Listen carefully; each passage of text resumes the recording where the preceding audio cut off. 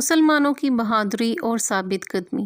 حضرت عمر بن خطاب رضی اللہ تعالیٰ عنہ نے روم سے لڑنے کے لیے ایک فوجی دستہ روانہ کیا۔ اس دستے میں ایک نوجوان صحابی عبداللہ بن حذافہ بن قیس بھی تھے۔ مسلمانوں اور قیصر کی فوج کے درمیان لڑائی نے طول پکڑ لیا۔ قیصر مسلمانوں کی بہادری اور ثابت قدمی پر حیران ہوا اور حکم دیا کہ مسلمانوں کا کوئی جنگی قیدی ہو تو حاضر کیا جائے۔ عبداللہ بن حذافہ کو لا کر حاضر کیا گیا، جن کے ہاتھوں اور پاؤں میں ہتھ کڑیاں تھیں۔ قیصر نے ان سے بات چیت شروع کی تو ان کی ذہانت سے حیران رہ گیا۔ دونوں کے درمیان یہ مکالمہ ہوا، قیصر نصرانیت قبول کر لے تمہیں رہا کر دوں گا۔ عبداللہ نہیں قبول کروں گا۔ قیصر نصرانیت قبول کر لے آدھی سلطنت تمہیں دے دوں گا۔ عبداللہ نہیں۔ قیصر نصرانیت قبول کر لے آدھی سلطنت دوں گا اور تمہیں حکمرانی میں شریک کروں گا۔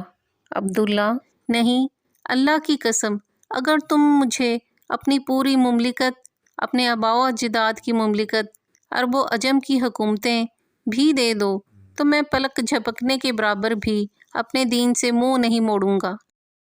قیصر غضبناک ہوا اور کہا تجھے قتل کر دوں گا۔ عبداللہ مجھے قتل کر دے۔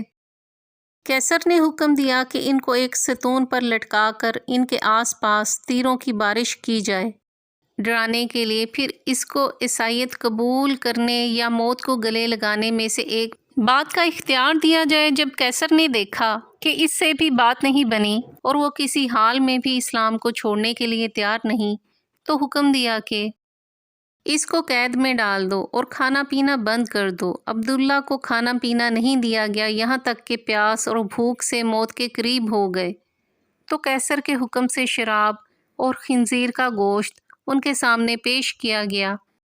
جب حضرت عبداللہ نے یہ دیکھا تو کہا اللہ کی قسم مجھے معلوم ہے کہ میں وہ مضطر پریشان حال ہوں جس کے لیے یہ حلال ہے، مگر میں کفار کو خوش کرنا نہیں چاہتا۔ یہ کہہ کر کھانے کو ہاتھ بھی نہ لگایا۔ یہ بات قیصر کو بتائی گئی تو اس نے حضرت عبداللہ کے لیے بہترین کھانا لانے کا حکم دیا۔ اس کے بعد ایک حسین و جمیل لڑکی کو ان کے پاس بھیجا گیا کہ ان کو چھیڑے اور فحاشی کا مظاہرہ کرے۔ اس لڑکی نے بہت کوشش کی مگر حضرت عبداللہ نے اس کی طرف کوئی توجہ نہ دی اور اللہ کے ذکر میں مشغول رہے۔ جب لڑکی نے یہ دیکھا تو غصے سے باہر چلی آئی اور کہا تم نے مجھے کیسے آدمی کے پاس بھیجا؟ میں سمجھ نہ سکی کہ وہ انسان ہے یا پتھر۔ اللہ کی قسم اس کو یہ بھی معلوم نہیں ہوا کہ میں مذکر ہوں یا مؤنث۔ جب قیصر کا ہر حربہ ناکام ہوا اور وہ حضرت عبداللہ کے بارے میں مایوس ہوا تو ایک پیتل کی دیگ منگوائی اور اس میں تیل ڈال کر خوب گرم کیا اور حضرت عبداللہ کو اس دیگ کے سامنے لایا اور ایک دوسرے مسلمان قیدی کو زنجیروں سے باندھ کر لایا گیا اور ان کو اٹھا کر اس ابلتے تیل میں ڈالا گیا، جن کی ایک چیخ نکلی اور دیکھتے ہی دیکھتے ان کی ہڈیاں الگ ہو گئیں اور تیل کے اوپر تیرنے لگیں۔ حضرت عبداللہ یہ سارا منظر دیکھ رہے تھے۔ اب ایک بار پھر قیصر حضرت عبداللہ کی طرف متوجہ ہوا اور نصرانیت قبول کرنے اور اسلام چھوڑنے کی پیشکش کر دی، مگر حضرت عبداللہ نے انکار کر دیا۔ قیصر غصے سے پاگل ہونے لگا اور حکم دیا اس دیگ میں موجود تیل اٹھا کر حضرت عبداللہ کے سر پر ڈال دیا جائے۔ جب قیصر کے کارندوں نے دیگ کھینچ کر حضرت عبداللہ کے قریب کی اور اس کی تپش کو حضرت عبداللہ نے محسوس کیا تو وہ رونے لگے۔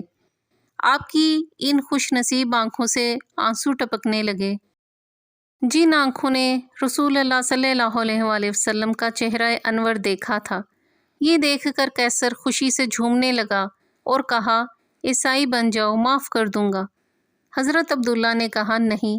قیصر تو پھر رویا کیوں؟ حضرت عبداللہ اللہ کی قسم میں اس لیے رو رہا ہوں کہ میری ایک ہی جان ہے جو اس دیگ میں ڈالی جائے گی۔ میری یہ تمنا ہے کہ میرے سر کے بالوں کے برابر جانیں ہوں اور وہ ایک ایک کر کے اللہ کی راہ میں نکلیں۔ یہ سن کر قیصر نے مایوسی کے عالم میں حضرت عبداللہ سے کہا، کیا یہ ممکن ہے کہ تم میرے سر کو بوسہ دو اور میں تمہیں رہا کر دوں؟ حضرت عبداللہ نے کہا، اگر میرے ساتھ تمام مسلمان قیدیوں کو رہا کرتے ہو تو میں تیرے سر کو بوسہ دینے کے لیے تیار ہوں۔ قیصر، ٹھیک ہے۔ حضرت عبداللہ نے اپنے ساتھ دوسرے مسلمانوں کو رہا کرنے کے لیے اس کافر کے سر کو بوسہ دیا اور سارے مسلمان رہا کر دیے گئے۔ جب واپس عمر بن خطاب کے پاس پہنچ گئے اور آپ کو واقعہ بتا دیا گیا تو حضرت عمر رضی اللہ تعالیٰ عنہ نے کہا، حضرت عبداللہ بن حذافہ کے سر کو بوسہ دینا ہر مسلمان پر ان کا حق ہے، اور خود اٹھے اور حضرت عبداللہ کے سر کو بوسہ دیا۔ اگر آپ کو ہماری کاوش پسند آئی ہو تو ویڈیو کو لائک کریں، شیئر کریں اور ہمارے YouTube channel book shelf official کو سبسکرائب کریں۔ شکریہ۔